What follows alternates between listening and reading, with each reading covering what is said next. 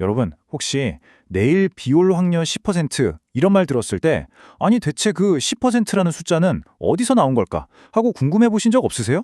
안녕하세요. 여러분의 궁금증을 파헤쳐드리는 블랙스톤 H입니다. 오늘은 바로 그 확률의 비밀을 같이 한번 풀어보겠습니다. 네, 맞아요. 이런 숫자들 우리 일상에서 정말 흔하게 보잖아요? 근데 이게 그냥 느낌으로 찍는 숫자가 아니거든요. 그 뒤에는 통계학자들의 아주 정교한 계산이 숨어 있다는 사실. 자, 그럼 그 계산의 첫 단추부터 저랑 같이 한번 꿰어보시죠. 우리가 던진 그 질문의 답을 찾으려면요. 일단 확률이라는 집을 지을 때 필요한 몇 가지 아주 단단한 벽돌, 그러니까 핵심 개념들부터 알아봐야 해요. 모든 확률 이야기는 바로 확률 실험이라는 것에서 시작합니다. 이게 뭐냐면요. 그냥 결과가 딱 정해져 있지 않은 모든 상황을 분석하기 위해서 통계학자들이 만들어 놓은 일종의 가상 실험실이라고 생각하시면 아주 쉬워요. 예를 들면 간단하게 동전 던지는 것부터 시작해서 여러분이 한 학기 내내 피땀 흘려 공부한 그 과목의 최종 학점까지 이렇게 결과를 미리 알 수 없는 모든 것들이 전부 다 이 확률 실험에 해당되는 거죠. 여기서 제일 중요한 건 바로 결과를 알 수 없다는 점이에요. 자, 그럼 이 실험에서 나올 수 있는 모든 결과들을 하나도 빠짐없이 쫙 펼쳐놓은 일종의 게임판을 만들어 볼까요? 통계학에서는 이걸 표본 공간, 즉 샘플 스페이스라고 부릅니다. 말 그대로 확률이라는 선수들이 뛰어놀 수 있는 공간인 셈이죠. 이제 이 게임판에 각한의 점수를 매겨야겠죠? 바로 확률을 부여할 시간입니다. 그런데 여기에는요, 절대로 어기면 안 되는 이 확률 세계의 질서를 지키는 두 가지 절대적인 황금률이 있습니다. 첫 번째, 확률은 0, 그러니까 절대 불가능한 0%에서 1, 즉 100% 확실한 것, 그 사이의 값이어야만 합니다. 마이너스 확률이라거나 110% 확률, 이런 건 존재할 수가 없어요.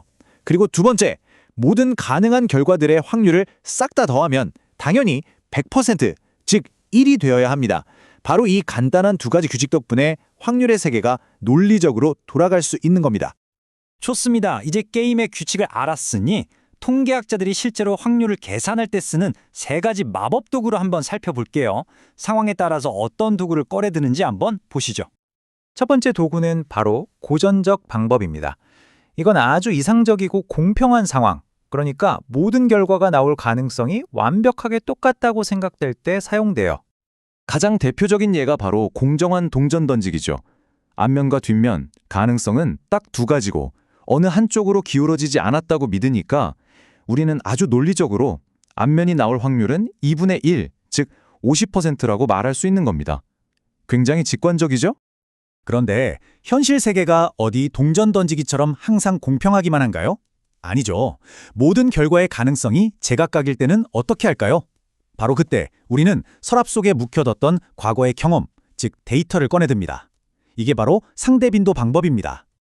예를 들어서요. 어떤 교수님이 지금까지 가르친 학생이 총 1000명인데 그중에 200명이 A 학점을 받았다는 데이터가 있다고 쳐요.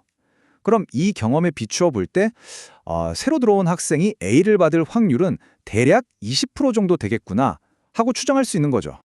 자, 그럼 이런 상황은 어떨까요? 과거 데이터도 없고 그렇다고 동전처럼 공평하지도 않은 정말 생전 처음 겪는 상황이에요. 이럴 때 우리가 마지막으로 기댈 수 있는 건 바로 그 분야 전문가의 직관과 판단입니다. 이것이 바로 주관적 방법이죠. 이건 그냥 감으로 때려 맞추는 거랑은 차원이 달라요. 축적된 전문 지식과 예리한 통찰력에 기반하는 거죠. 마치 한 투자자가 시장의 온갖 정보를 싹 다 분석하고 나서 이 주식이 내일 오를 확률은 65%야 라고 결론 내리는 것과 같습니다.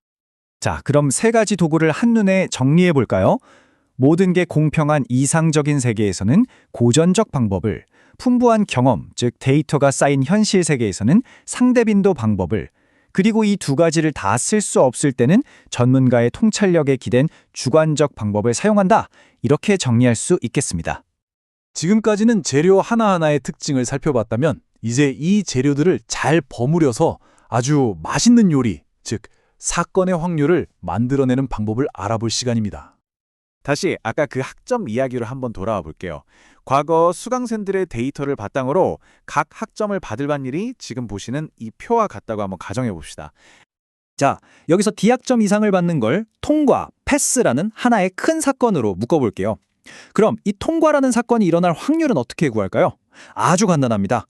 통과에 해당하는 A, B, C, D 학점의 확률을 그냥 싹 다 더해주면 돼요. 그럼 90%라는 확률이 나오죠. 와, 이렇게 그래프로 보니까 한눈에 확 들어오죠? F학점을 받을 10%의 위험을 빼면 무려 90%라는 아주 높은 확률로 이 과목을 통과할 수 있다는 계산이 나옵니다. 바로 이렇게 확률은 우리가 어떤 결정을 내릴 때 아주 중요한 근거가 되어주는 거죠. 자, 이제 거의 다 왔습니다. 우리가 지금까지 배운 모든 조각들을 하나로 모아서 맨 처음에 던졌던 그 질문, 비올 확률 10%의 진짜 의미를 한번 파헤쳐 볼 시간입니다.